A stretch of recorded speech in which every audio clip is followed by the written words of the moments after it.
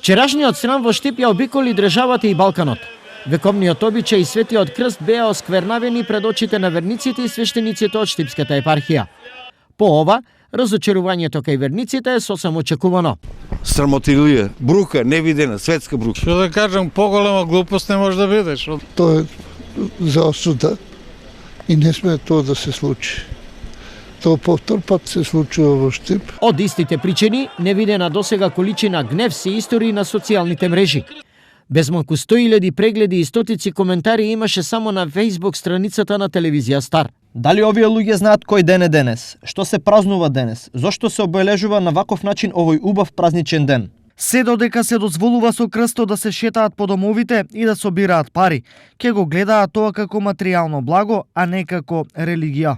Ова е продолжение на филмот што се снимаше пред 2 години во Ново село, кога и го зедоа на девојката. Срамота за вас верници сте биле.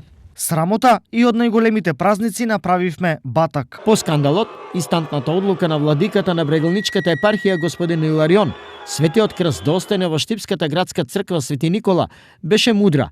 Но што црквата ќе превземе вакви слични слики да нема во иднина? Чувака, јас ќе да кажам, до идната година, ако се следат работите, ќе си биде традицијата како и до сега ќе си шетат со крстот по градот.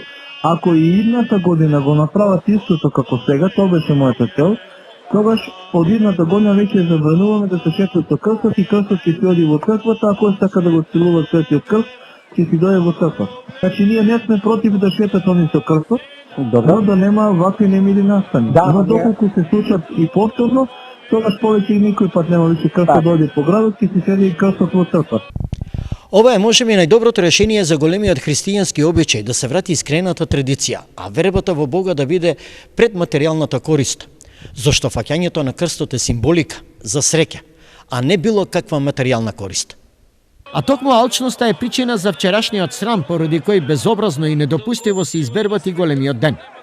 Фактот што во многу места се случува Светиот крст од поединци да биде фаќан по 5 пати, само потврдува дека крстот не бил фаќан туку ловен со добра организација. Светиот крст вчера во Штип беше во заседа на ловци на интерес. Во однос на вчерашниот случај и за какви верници станува збор, можете да видите повторно. Интегралната снимка кажува кој прв стигнал до крстот, но и кој потоа безобразно лаже. Чест ми беше мило што фаќам прв пат крстот во Штип, за дека пошто полушчипинец мајка ми Штип и за прв пат во овие години го фаќам крстот мој. Не го земам од раци крстот. Кој што сите се седевне, го фаќам крстот и пушчав со закана, тоа не е убаво. Но што за вчерашната недостојна борба за Светиот крст изјави еден од актерите во неа, кој за себе тврди дека е првиот кој дошол до крстот. Јас си го фанав прв крстот и во тој момент ми нарипа, тоа немам појма, околу 10-15 души врз мене ме бутна во водата и ми го теглеа крстот, почнаа да ме штипат, да ме гребат. Јас почнав да реагирам, да се борам фактички со нив, да се бранам, ама крстот никако не го испуштив од своите раци. Влегувам поред веќе 7 години. Мотивот е за здравје, за среќа. Поради ова, сосем логично е лицето кое ја направи целата брука да биде прекорено, да ги врати подароците, да им се извини на верниците, но и што е најважно, да се покае пред Бога.